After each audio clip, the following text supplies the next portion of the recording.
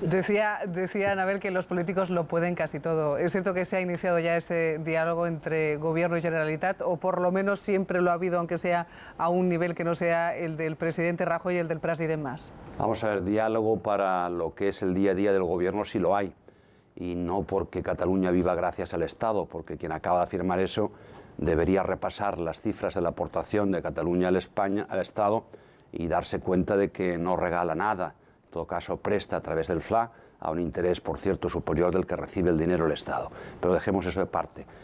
No hay otro diálogo que el lógico, como acaba también de comentarse por parte de esa persona que no ha identificado, entre las diversas consejerías y el diálogo que pueda haber a nivel parlamentario entre quien les habla en estos momentos y el Gobierno o el Grupo Parlamentario del Partido Popular. Ni espero tampoco que hoy haya ninguna gran novedad en el diálogo. No obstante, sí coincido con Anabel Díaz de que la política debe y puede hacer muchas cosas y que además tengo la convicción, a pesar de posiciones numantinas que escucho, que más allá de la soberanía, más allá de que cada uno debe ponerse en la piel del otro, sí es posible un diálogo y sí es posible encontrar una solución, y que eso pasa por la política, eso pasa por sentarse a una mesa, aunque a ustedes les moleste a algunos, por lo que me parece, lo que dice la señora Reding, dice algo que te lo dicen en cualquier parte de Europa: siéntense, hablen. ¿Para hablar de qué? Pues de muchas cosas se puede hablar, y nadie, insisto, con una línea roja determinada, sino dispuesto pues, a hablar de todo, sabiendo que al final ese todo tiene que estar en el marco de la ley, y sabiendo incluso que quizás alguna propuesta de futuro pues, pueda conllevar el cambio de alguna ley. Para eso están las leyes, para adaptarse en cada momento a las necesidades políticas. Pero vamos, yo voy a hablar hoy de esto, pero voy a hablar de muchas cosas más. Voy a hablar de reforma fiscal, voy a hablar de infraestructuras, voy a hablar de modelo productivo, voy a hablar de falta de crédito, que nos está advirtiendo todo el mundo que eso es lo que está colapsando realmente el crecimiento. Hasta el propio Fondo Monetario Internacional decía que menos repartirse dividendos en los bancos y más dar crédito. Y voy a hablar de muchísimas cosas, de inmigración, creo que también lo apuntaba antes, y otras cuestiones que interesan al conjunto de la sociedad española. Vamos por partes. Lo último que se refería a usted, el tema de la inmigración, ¿estarían ustedes dispuestos a apoyar, si sale en este caso lo que dijo el Gobierno, lo que está anunciando desde el Partido Popular, esas devoluciones en caliente? Vamos a ver, nosotros siempre hemos defendido una inmigración ordenada y que no ponga en peligro la cohesión social. Y desde este punto de vista hemos tenido siempre una actitud de apoyo a posiciones de inmigración, hemos sido siempre muy exigentes en cuanto a controles estrictos en la frontera, cosa que no fueron ni en su época el señor Rajoy cuando era ministro de Interior, ni tampoco el señor Rubalcaba, que también lo fue. Entonces nosotros hablábamos de coladeros en el Pirineo, etcétera, etcétera. Venían del centro y del este de Europa en furgonetas y atravesaban por puestos fronterizos y no fronterizos habituales personas procedentes de otros países. Se anunciaban regularizaciones de inmigrantes con mucho tiempo de antemano, lo que daba pie además a que eso se hiciese con mayor frecuencia. Dicho esto, parte de que hay que ordenar la inmigración, lo que debe hacer es tratarse a quienes llegan en esas condiciones como personas. Y lo que no está de acuerdo en nuestro grupo parlamentario pues es que existan rejas con cuchillos, o no está de acuerdo nuestro grupo parlamentario en la actual administración de los centros de acogida de extranjeros. Creemos que deberíamos cambiar ese tipo de cosas. Yo quiero recordar las palabras del Papa Francisco cuando lo de Lampedusa, ¿no? Qué vergüenza, pues qué es lo que necesitamos para dejar de avergonzarnos, y eso es lo que hay que darle una vuelta, eso es lo que se nos pide y es lo que pide nuestra conciencia. Señor Durán, parece que va a ser usted la persona que lance el asunto, el debate de Cataluña. Parece ser que el presidente no va a llevar en su discurso propiamente el asunto de Cataluña, pero en todo caso usted decía que no va a ser el único asunto que va a llevar usted al Congreso. Hablaba de la parte más económica, hablaba de la reforma fiscal, del modelo de financiación. Usted calificó en el debate anterior del año pasado, el primer año de gobierno de Mariano Rajoy, como aquel annus horribilis. ¿El mensaje de Convergencia y Unió será hoy crítico con la política económica del gobierno? Vamos a ver, lo que no puede ser tan crítico en lo macroeconómico como lo fuera hace un año. Yo no puedo dejar de reconocer que reformas se han hecho. Otra cosa es que todas funcionen. Se habla mucho de la reforma energética y para mí es una chapuza y no existe tal reforma. Y en ese sentido los ciudadanos tienen derecho a saber de una vez por todas por qué pagamos tan cara la luz. Y en ese sentido creo que no se valen los populismos y lo que le falta es información, transparencia.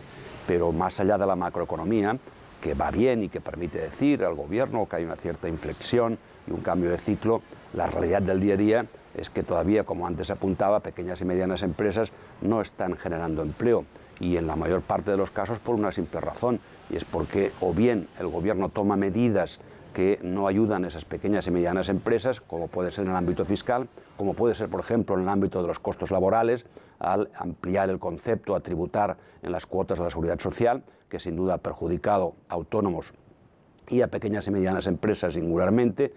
Todo ello además provoca que en la medida que hay una mayor imposición fiscal se incremente la economía sumergida, que está en un 18%, lo que equivale prácticamente entre 70, 80, 100.000 millones de euros según los estudios, y que de tributar tributaría prácticamente un 2% de nuestro Producto Interior Bruto, por tanto una gran cantidad de dinero, y esas empresas, en segundo lugar, no tienen crédito, y como tienen crédito, pues no pueden afrontar la situación económica, y hasta que el crédito no se regularice, no se regularizará la actividad de la pequeña y mediana empresa y no habrá crecimiento. Quien asegura el crecimiento son las empresas de aquí. Una multinacional, bienvenida sea, pero hoy está y mañana se va. El tejido empresarial de nuestro país es el que realmente logra la creación y generación de riqueza, y ese es el que todavía no funciona. Por tanto, la crítica irá en sentido distinto si lo que hacemos es hablar de lo macro o de lo micro. Después hay que pasar de la economía productiva a la economía creativa. Este país está realmente gastando lo que debe gastar en investigación, en desarrollo, en ciencia, en definitiva, para que eso tenga un valor añadido en nuestra economía. La respuesta es claramente no. Y este gobierno además ha disminuido claramente en 4 años el 30% las ayudas a ciencia, y de eso lo destacan claramente los propios profesionales de la ciencia. Por tanto, hay muchas cosas que hablar en torno al tema de la economía, como hay cosas que hablar en torno al tema de los desahucios, la necesidad de una ley de segunda oportunidad, la necesidad de una ley de endeudamiento responsable. ¿Qué hacemos con la demora que tenemos hasta el 2015 de los lanzamientos en materia de desahucios? Porque hemos aplazado pero no resuelto la solución. Estas y tantas cosas que afectan a un país que, más allá de que la economía dicen que empieza a ir bien, tiene unas cotas de pobreza también muy elevadas. ¿El anuncio de bajada de impuestos puede ayudar?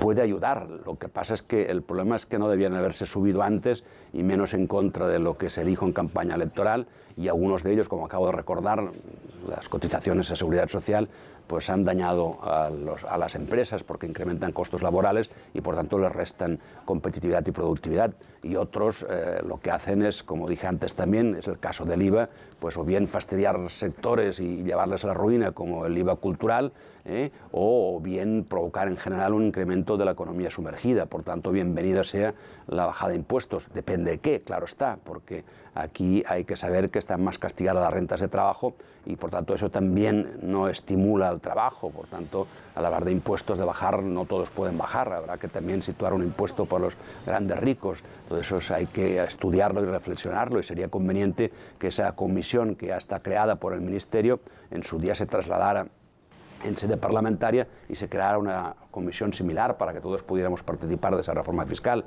Y sería conveniente no tanto que se anuncie para un año electoral como el 2015, sino que se practicase antes y por tanto ya ayudase a la recuperación real de nuestra economía, también real.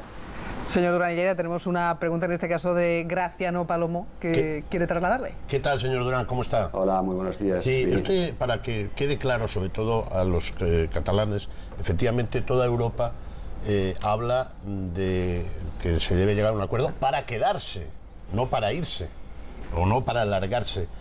La pregunta es, ¿ustedes estarían dispuestos también a que si algún territorio dentro de Cataluña no quiera pertenecer a una Cataluña hipotéticamente independiente, a consultarles o a pedir lo mismo que ustedes piden al Estado español? Le habla a una persona que a título individual no es independentista, y mucho menos para quedarse fuera de Europa. Y a partir de aquí debo decirle que una persona que sí se manifiesta como tal, como es el presidente Mas, en su visita reciente al Valle de Arán, en la medida que ese es un territorio singular, con lengua propia y con historia propia, instituciones propias, tradicionales en Cataluña, dijo claramente que si un día el Valle de Arán pedía el ejercicio de ese derecho, Cataluña se lo concedería. Por tanto, me remito a las palabras de la mayor autoridad de nuestro país, que es el presidente de la Generalitat. Señor Durán y Lleida, muchísimas gracias por acompañarnos, esa conexión que tenemos en directo desde el Congreso de los Diputados. Gracias y buenos días. Gracias a ustedes, buenos días. Bueno, esa primera